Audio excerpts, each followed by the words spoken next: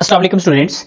English language में जब हम किसी पर्सन की कही हुई बात को किसी दूसरे पर्सन तक कन्वे करते हैं तो उसके टू डिफरेंट वेज होते हैं जिन्हें हम डायरेक्ट नरेशन और इनडायरेक्ट नरेशन कहते हैं। इनको डायरेक्ट स्पीच और इनडायरेक्ट स्पीच भी कहा जाता है। तो हमारा आज का lesson direct and indirect narration का फर्स्ट लेसन है और इस लेसन में हम डायरेक्ट स्पीच और इनडायरेक्ट स्पीच का कंप्लीट इंट्रोडक्शन देखेंगे।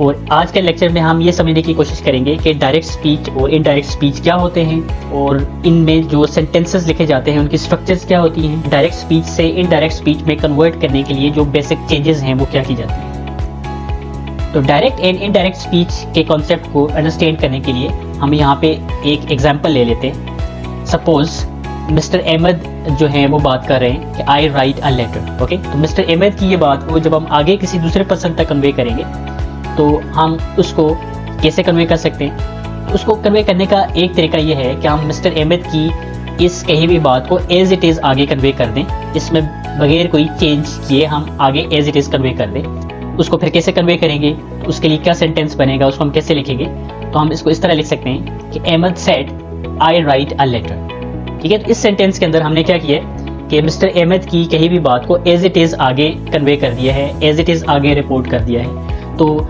इस वे को हम क्या कहते हैं जी, डायरेक्ट स्पीच या डायरेक्ट नरेशन कहा जाता है। जब हम किसी पर्सन की कही हुई बात को एज इट इज़ आगे रिपोर्ट कर देते हैं तो उसको हम डायरेक्ट स्पीच या डायरेक्ट नरेशन कहते हैं। अब डायरेक्ट स्पीच में जो सेंटेंस आपके सामने यहाँ पे लिखा हुआ है इसके दो पार्ट्स हैं। तो देखें, इसका ये जो फर्स्ट पार्ट है अहमद सेड, इसको हम रिपोर्टिंग स्पीच या रिपोर्टिंग क्लॉज कहते हैं। और इसका जो सेकेंड पार्ट है जो कि इन्वर्टेड कॉमर्स के अंदर लिखा हुआ है इसको हम रिपोर्टेड स्पीच या रिपोर्टेड क्लॉज कहते हैं। और ये जो कॉमर्स है, इन्वर्टेड कॉमर्स भी इन्हें हम कहते हैं, कोटेशन मार्क्स भी कहते हैं और स्पीच मार्क्स भी इनको कहा जाता है। ओके, तो डायरेक्ट स्पीच का जो सेंटेंस होता है उसके टू पार्ट्स होते हैं, एक उसका रिपोर्टिंग स्पीच होता है और एक उसका रिपोर्टेड स्पीच होता है। लेकिन बाज़ ये होता है कि सेंटेंसेज में रिपोर्टेड स्पीच बाज़ पहले लिखा होता है और रिपोर्टिंग स्पीच बाद में लिखा होता है। तो इस सेंटेंस को हम इस तरह से भी लिख सकते हैं, I write a letter said Ahmed. तो अब यहाँ पे हमने रिपोर्टेड स्पीच को पहले लिख दिया और रिपोर्टिंग स्पीच को बाद में लिख दिया। तो इस तरह से भी इस सेंटेंस को, डायरेक्ट स्पीच के इस सेंटेंस को लिखा जा सकता है। अब ये तो था डायरेक्ट स्पीच कि जिसमें हमने मिस्टर अहमद की कही हुई बात को एज इट इज़ आगे रिपोर्ट कर दिया। ठीक है, लेकिन हम मिस्टर अहमद की बात को एक और डिफरेंट वे में भी आगे रिपोर्ट कर सकते हैं कि जिसमें हम मिस्टर अहमद की कही हुई बात को थोड़ा चेंज कर देंगे और उसको आगे कन्वे करेंगे। तो हम इस तरह से भी लिख सकते थे कि Ahmed said that he wrote a letter. तो यहाँ पे अब हमने क्या कर दिया, अहमद की कही हुई बात को उसमें थोड़ी चेंजेस करके आगे हमने रिपोर्ट किया। अब ये जो वे है बात को आगे रिपोर्ट करने का, इसको क्या कहा जाता है जी, ये कहा जाता है इनडायरेक्ट स्पीच। ये इसको हम इनडायरेक्ट नरेशन भी कहते हैं। तो इनडायरेक्ट स्पीच या इनडायरेक्ट नरेशन के अंदर किसी की कही हुई बात के अंदर थोड़ी चेंजेस करके उसको आगे कन्वे करते हैं और उसको हम एक सिंपल या असर्टिव सेंटेंस की फॉर्म में आगे कन्वे करते हैं। तो डायरेक्ट और इनडायरेक्ट स्पीच को हम फिर इस तरह डिफाइन कर सकते हैं कि in English language there are two ways of conveying the words spoken by one person to another person.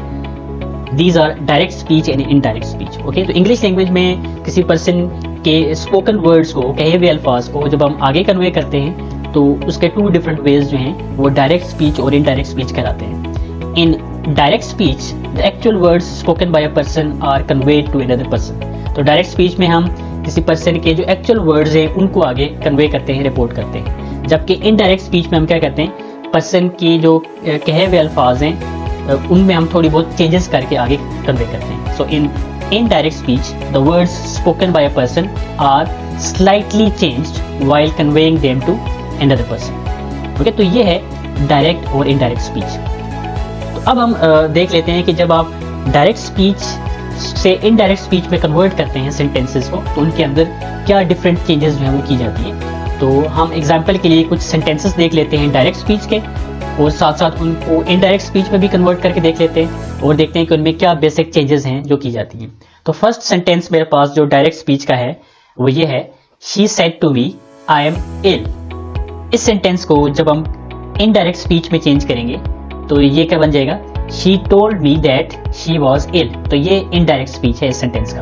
Okay, तो अब हम देखते हैं कि डायरेक्ट स्पीच से इनडायरेक्ट स्पीच में कन्वर्ट करने के लिए इसमें क्या चेंजेस की गई हैं। तो देखें सबसे पहले जो यूजुअली चेंज जो की जाती है इसमें वो ये है कि जो रिपोर्टिंग स्पीच है इसका जो वर्ब है यहाँ पे देखें सेड टू, ये रिपोर्टिंग स्पीच का वर्ब है, इसे हम रिपोर्टिंग वर्ब कहते हैं। तो सबसे पहले हमने रिपोर्टिंग वर्ब जो है इसको क्या करना है, चेंज कर देना है। तो रिपोर्टिंग वर्ब सेड टू को हमने किस में चेंज किया, टोल्ड, रिपोर्टिंग वर्ब चेंज हो गया। और उसके बाद फिर हमने कॉमर्स को रिमूव कर दिया, ठीक है, कॉमर्स रिमूव कर दिए। और फिर उसके बाद हमने ये जो डायरेक्ट स्पीच का सेंटेंस है जिसके ये दो पार्ट्स थे, एक रिपोर्टिंग स्पीच और दूसरा रिपोर्टेड स्पीच, इन दोनों को हमने आपस में एक कंजंक्शन के जरिए ज्वाइन कर देना है, ठीक है। तो यहाँ पे जो कंजंक्शन हम यूज कर रहे हैं वो क्या है, दैट। तो दैट कंजंक्शन यहाँ पे हमने यूज कर दिया दोनों पार्ट्स को ज्वाइन करने के लिए। और फिर उसके बाद आप देख सकते हैं कि प्रोनाउन की चेंजेस भी यहाँ पे हुई है। यहाँ पे जो प्रोनाउन आए था ये किस में चेंज हो गया, शी में, ठीक है, प्रोनाउन का चेंज हो गया। और उसके बाद अब देखिए यहाँ पे एम एल, तो ये किस में चेंज हो गया, वॉज एल। तो हमने टेंस को भी चेंज कर दिया, प्रेजेंट टेंस को हमने पास्ट टेंस में चेंज कर दिया। तो इस तरह जब हम डायरेक्ट स्पीच से इनडायरेक्ट स्पीच में कन्वर्ट करते हैं तो हमने प्रोनाउन की चेंजेस करनी होती हैं। और प्रोनाउन की चेंज के साथ साथ टेंस का चेंज यूजुअली किया जाता है। जब बात पास्ट में होती है तो टेंस का चेंज किया जाता है। तो टेंस का चेंज तभी किया जाता है कि जब आपके पास ये जो रिपोर्टिंग स्पीच है ये अगर पास्ट टेंस में हो तो तब हम इनडायरेक्ट स्पीच में कन्वर्ट करते हुए टेंस को चेंज करते हैं, अदरवाइज चेंज नहीं करते। तो इन सारी चेंजेस को हम वन बाय वन डिटेल से आगे डिस्कस करेंगे, ठीक है। तो जब आप डायरेक्ट स्पीच से इनडायरेक्ट स्पीच में कन्वर्ट करते हैं तो आप यूजुअली रिपोर्टिंग वर्ब को चेंज कर देते हैं, आप कॉमर्स रिमूव कर देते हैं, ठीक है। और रिपोर्टिंग स्पीच और रिपोर्टेड स्पीच को हम यूजुअली किसी कंजंक्शन से ज्वाइन कर देते हैं।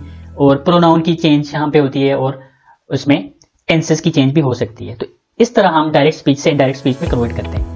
और कुछ सेंटेंसेस भी देख लेते हैं। तो यहाँ पे मेरे पास एक सेंटेंस है, are you fine, they said to B.